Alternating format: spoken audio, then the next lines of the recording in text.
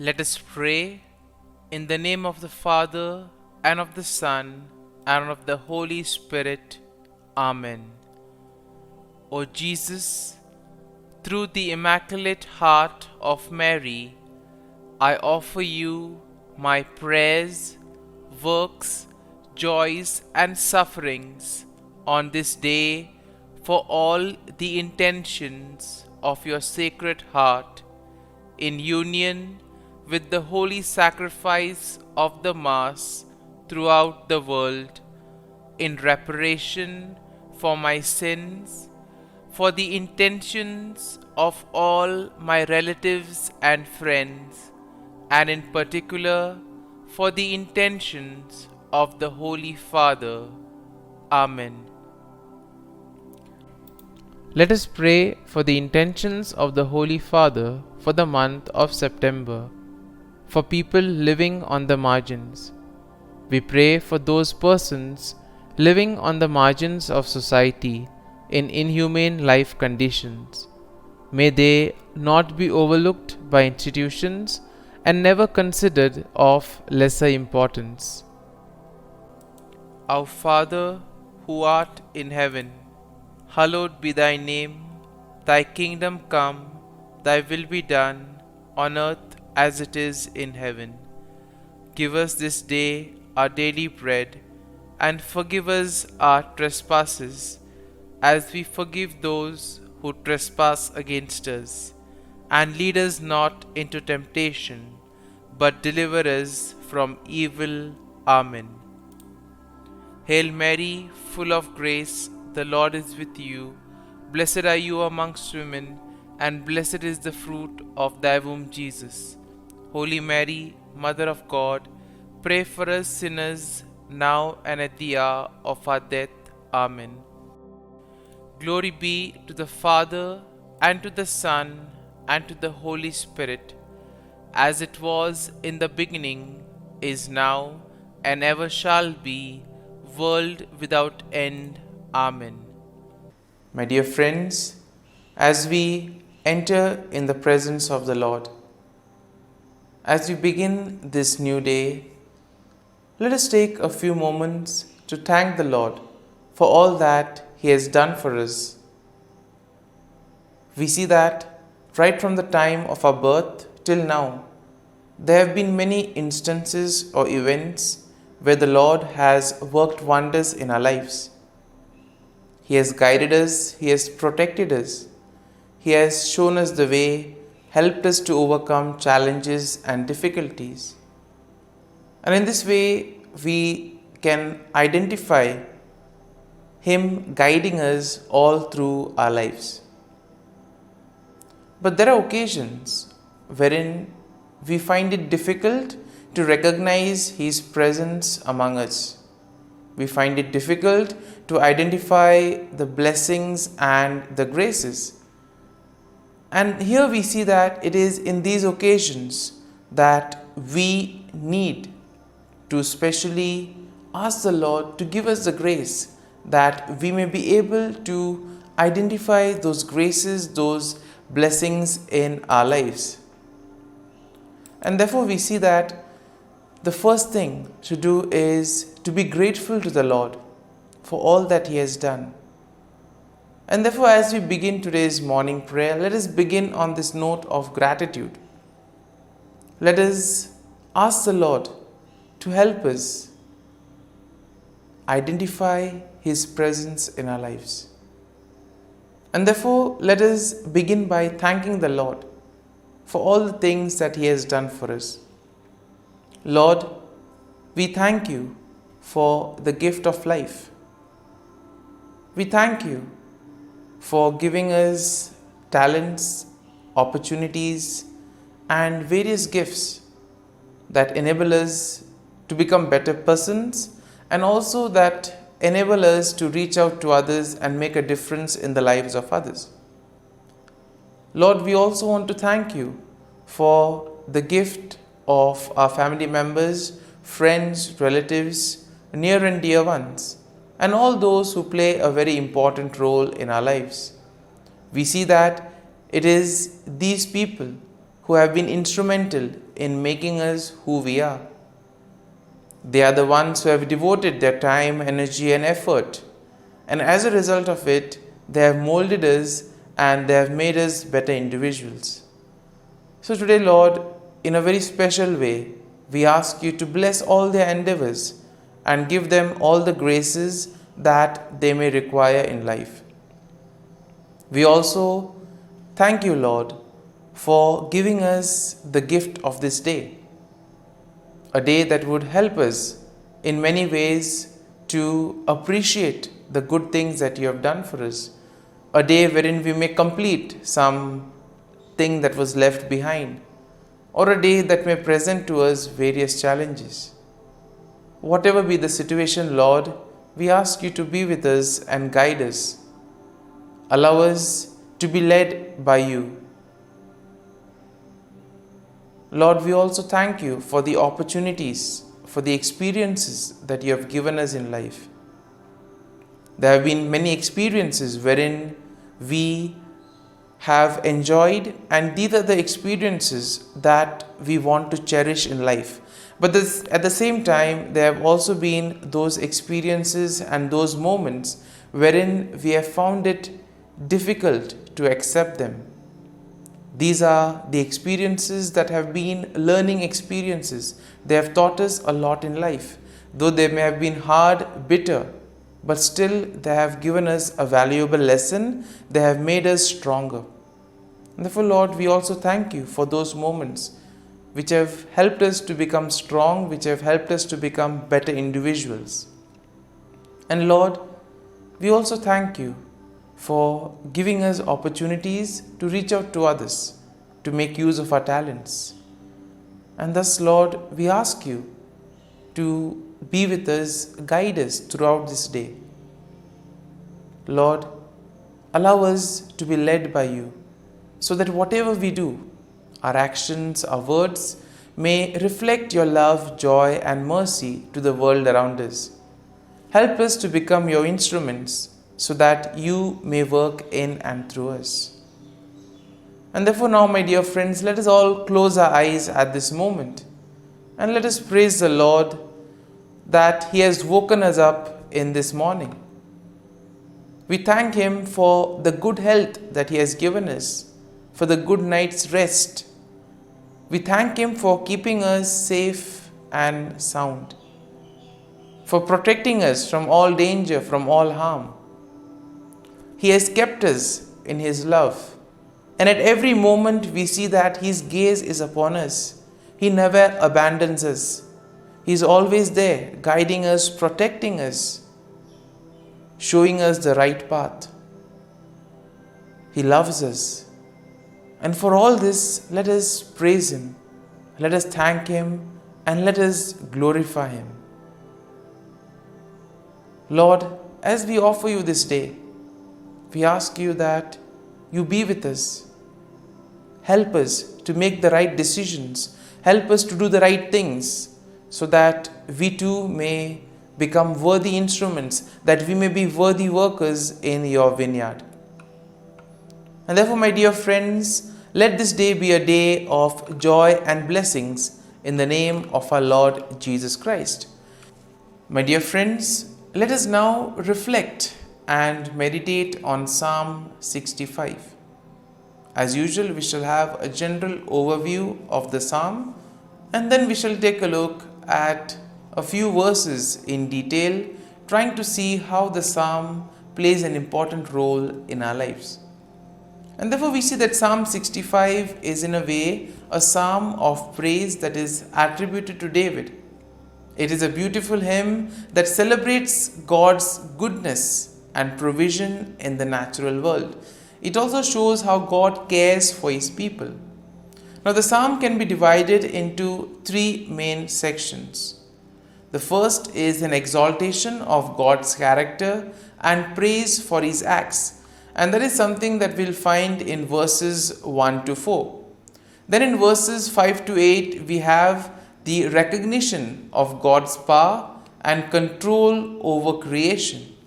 And then in the final section, from verses 9 to 13, we have gratitude for God's provision and blessings and a declaration of the psalmist's response in worship. And therefore we see that this psalm in a way will motivate us to express our faith and trust in the Lord. Psalm 65 in a way is a profound expression of praise and gratitude for God's goodness and provision. It celebrates God's character and acknowledges His control over creation. In a way, we are all invited to give thanks to the Lord for the abundant blessings, for all the graces and gifts that He has showered on us. The psalm invites us to recognize God's handiwork in the natural world. It calls us to see God in creation, see God in the things around us, and therefore to respond with joyful worship and gratitude. And therefore something, when we look at creation, when we look at the things around us, can we thank the Lord for those things? Can we thank the Lord for the beautiful nature around us? And therefore we see that Psalm 65 will be a reminder that God is indeed the source of all blessings. And therefore it is our duty and our salvation to praise Him and give Him thanks. And now, having seen the general overview of the psalm, let us go and look at a few verses in detail. Now verses 1 to 4 go like this. Praise is awaiting you, O God, in Zion, and to you the vow shall be performed. O you who hear prayer, to you all flesh will come. Iniquities prevail against me as for our transgressions. You will provide atonement for them. Blessed is the man you chose and caused to approach you, that he may dwell in your courts. Now the psalm begins with a declaration of praise and recognition of God's presence in Zion. And in this way, the psalmist acknowledges that all flesh will come before God with all their prayers. That means all individuals, all people will go to the Lord with their prayers, and the Lord will welcome them. He will willingly listen to all that they have to tell Him.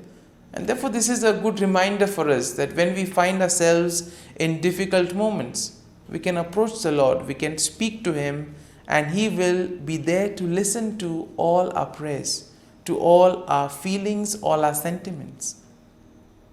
And here we see that there is also an acknowledgement in this first part of the psalm of personal sins and the assurance of God's atonement. The Lord will forgive us. He will cleanse us of all our sins.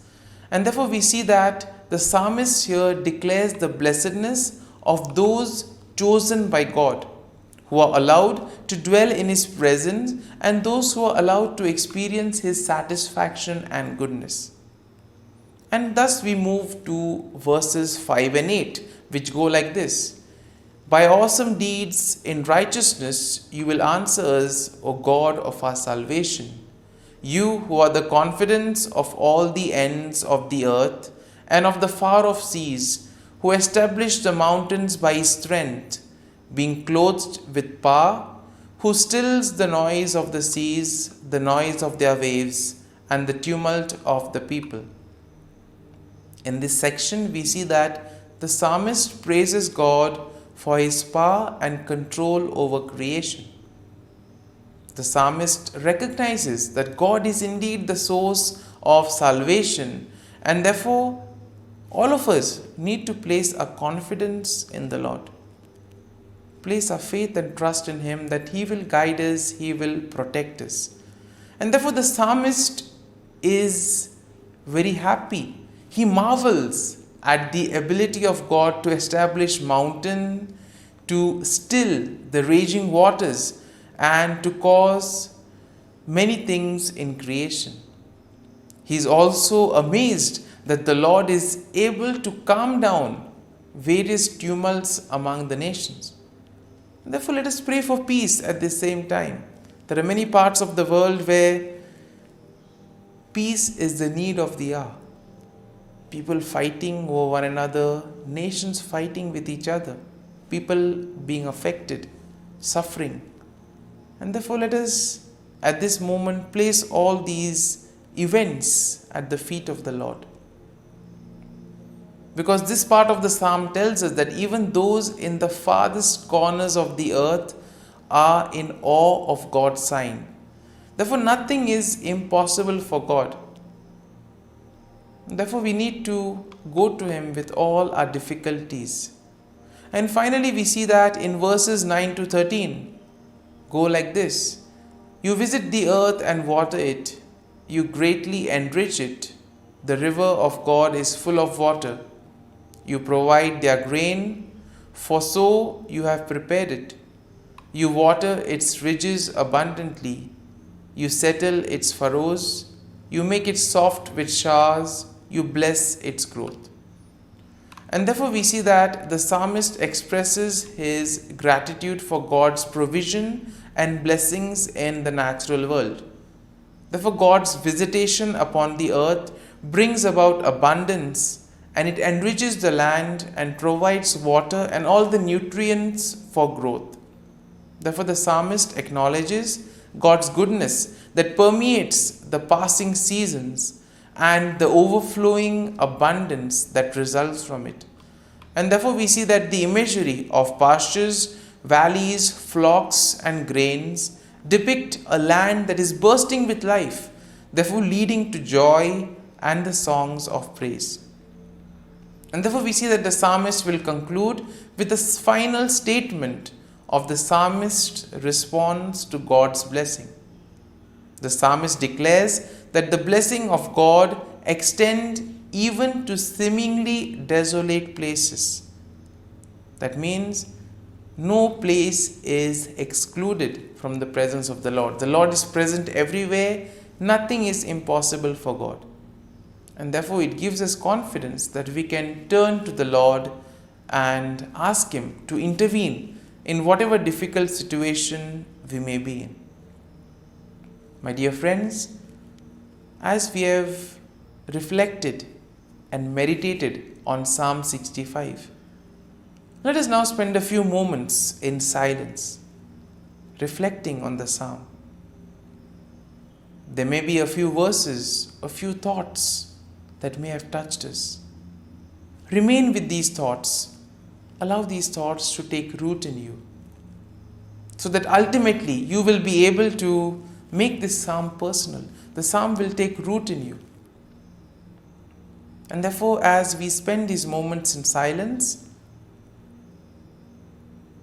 remain with the thought, remain with the verse, so that ultimately your day may be enriched by the psalm. Whatever you do today may be in accordance to God's plan, and thus you'll be able to become a worthy follower, a worthy citizen in the kingdom of God.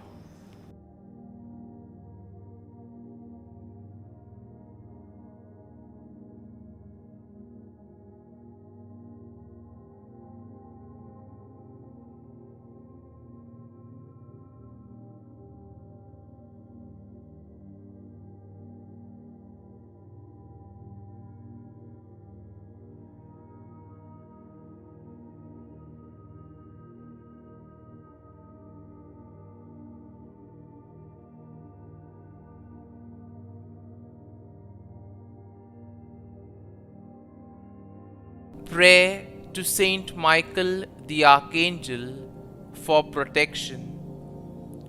Saint Michael the Archangel, defend us in battle. Be our defense against the wickedness and snares of the devil. May God rebuke him, we humbly pray.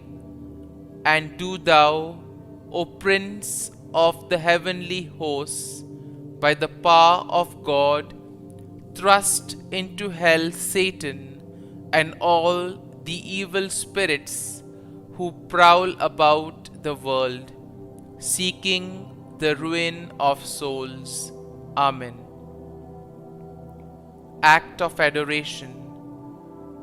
O sacrament most holy, O sacrament divine, all praise and all thanksgiving be every moment thine. Saint Gertrude, prayer for souls in purgatory. Eternal Father, I offer Thee the most precious blood of Thy divine Son, Jesus, in union with the masses said throughout the world today, for all the holy souls in purgatory, for sinners everywhere, for sinners in the universal church, those in my own home and within my family. Amen. May the divine assistance remain always with us, and may the souls of the faithful departed through the mercy of God rest in peace. Amen. Glory be to the Father, and to the Son, and to the Holy Spirit, as it was in the beginning, is now, and ever shall be, world without end. Amen.